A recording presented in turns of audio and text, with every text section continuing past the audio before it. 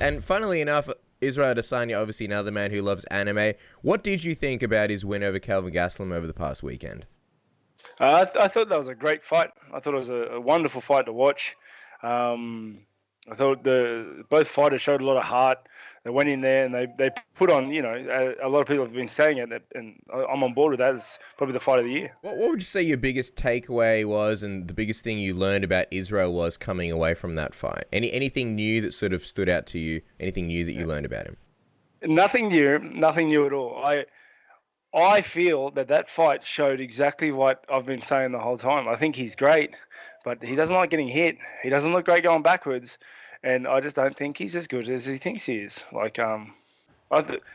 And let me be clear. Like, that's not putting it on him, because I know he gets very upset whenever I say anything negative about him. But I'm saying it was a great fight. He showed a lot of heart, and he's amazing. But yeah, he got hit. He got hit and he got hurt.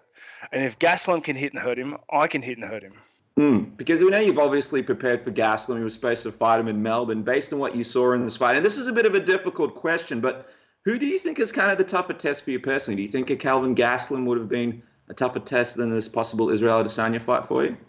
Definitely. No, now, I'm not saying that Adesanya is an easy fight for me. I just think stylistically he matches up much better with my own style.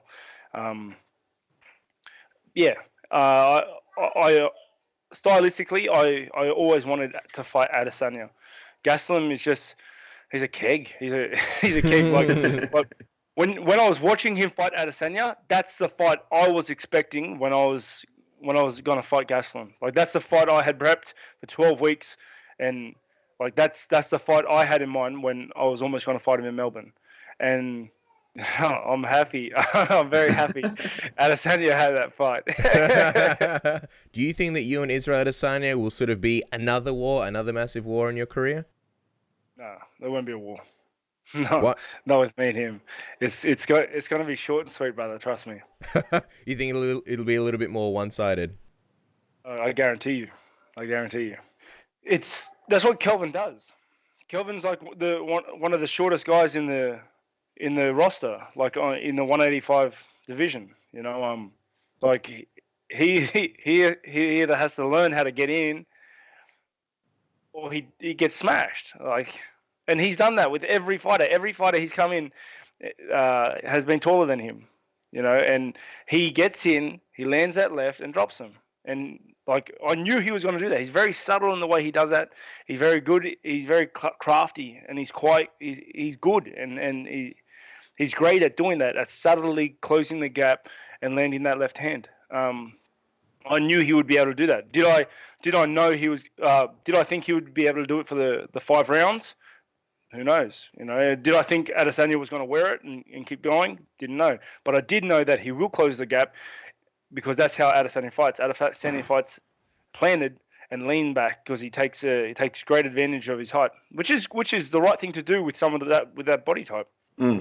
A lot of people sort of impressed with Adesanya going for a couple of submissions. How did you rate his grappling in this one? Yeah, I think he's very dangerous. I think his body type, is definitely with his body type, he can definitely attack things in a crafty way. He's definitely dangerous in a few positions.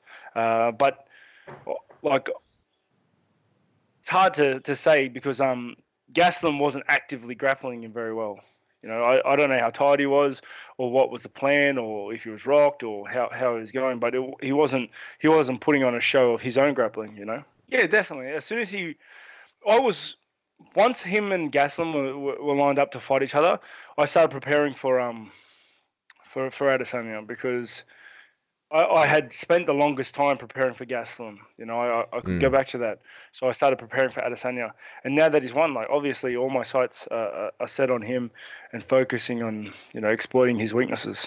What was it like for you, I guess, sort of, sitting back and then seeing him during fight week kind of take some of these jabs at you, talking about what he would have done in the past however many years if he was champion. And I think in the past he sort of, I don't think he ever hit it, but I think in the fight week scrum he was asked, I believe by John Morgan, sort of, are you taking, little stings at Robert Whittaker? And he said, I'm taking jabs. It feels like almost the tension has slowly risen, at least on his side.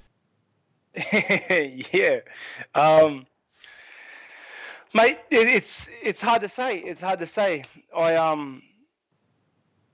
How he uses his spotlight and the attention he's given is on him. If he wants to use his spotlight to throw jabs at me and to talk about me, I'm all for that. That's fine. That works for me very well. But I've been using my spotlight in a positive way. I've been trying to push. I have educational programs here in Australia, and I'm trying to push educational programs in New Zealand coming up. And I'm using my spotlight for the better of everyone, for the better of myself, for the better of everyone around me.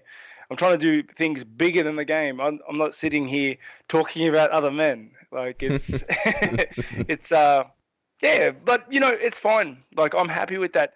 All he's doing is selling the fight. You do that. You do you, I'll do me. And then we'll meet in the octagon, and words won't have much of an effect there. Well, we remember that when you guys first met, we were there, and he said something along the lines of you smelling nice, and it looked like you guys really kind of got along there. When it comes down to fight week, I guess he might be the first person that actually ever comes after you verbally, because we haven't really seen too many people trash talk you before, Rob. You mentioned that, that it would be a good thing sort of if he's doing a bit of trash talk. Do you imagine that has any effect on you at all during fight week? Is it more of a positive for you? You laugh a lot of stuff off, so it doesn't seem like a lot of it could really stick. Yeah, it's I don't know. It might be Australian culture, because I have thick skin. It takes a lot to get under my skin. And to be fair, I honestly don't care. I just don't care. People think I'm the nice guy, and it's I'm not being nice. I just don't care. What you're saying doesn't faze me, because I don't think about it. I don't think about you when I go home. I don't think about you ever, ever. And obviously I've got in trouble. UFC want me to do more things, and different reporters and journos try to push the fight. They try to push tension and create a rise out of me. But the thing is, I just don't care. You sell the fight. I'll rock up and put it on you. It doesn't matter. How do you sort of see this fight? Because from his perspective, he sees it as a battle of nations, Australia versus New Zealand. But in a lot of ways, you're both the New Zealand and Australian UFC champion. Yeah, no, I think that's ridiculous, because I'm very proud of my Australian culture and my Māori heritage. It is ridiculous. You can't take my country from me. I think it's like a Australian Māori, isn't it? Half. That's half what cast. I think. Yeah. Yeah. I don't take offense to it, to being called a Mozzie at all, because that's what I am. But I think it's absolutely ridiculous when he called me a fake Mozzie. There's no, how can I be a fake Mozzie? How? If I'm a fake, what does that make him? Oh man, it's a crazy situation. Let me ask you this: you put up a post on Instagram yesterday that read, "As a great warrior once said, send location." Was that you sort of putting the ball in his court after hearing that he may not be ready to fight in August? Nah.